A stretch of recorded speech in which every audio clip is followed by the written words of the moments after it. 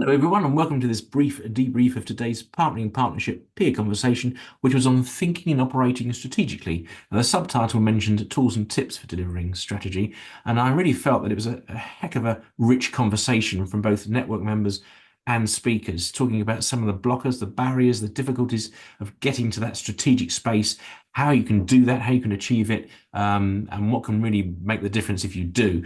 It was a lovely, honest conversation. For instance, one network member said, as an HR business partner, I often feel like a political pawn caught between my CPO, the CFO, the director I'm partnering, and the rest of the SLT. Who is my boss? What are the trade-offs? Who am I prepared to upset? Which took us on to a very striking conversation about psychological safety.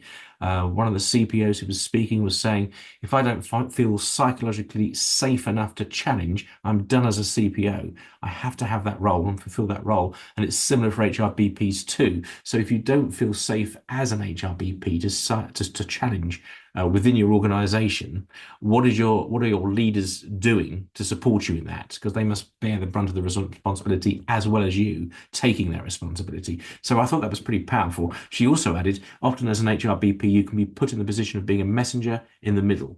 At those moments, I tend to try and get everyone in the room bringing their different agendas.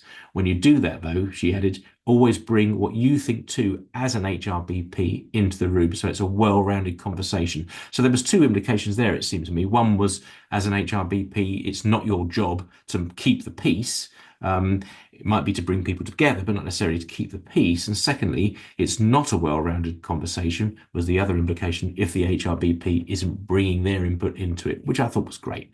Most strategy is change, another speaker added. So HRBPs need to really get change management, diagnosing where people will feel the change and muscling in interventions to reduce the friction and help the change go smoothly. There was a lot of great quotes, and in a debrief like this, it seems lazy just to point you at the deck, but I am going to point you at the deck because there were so many good quotes there and a really nice, honest conversation, which ended with one of the networks saying, telling a brief story and then ending with this great quote, I'm in HR, I'm not a magician, which is very nice. So good luck working with your magic in HR despite that. And thanks to everyone who came today and made it such a rich conversation. It was much appreciated and good to see everyone.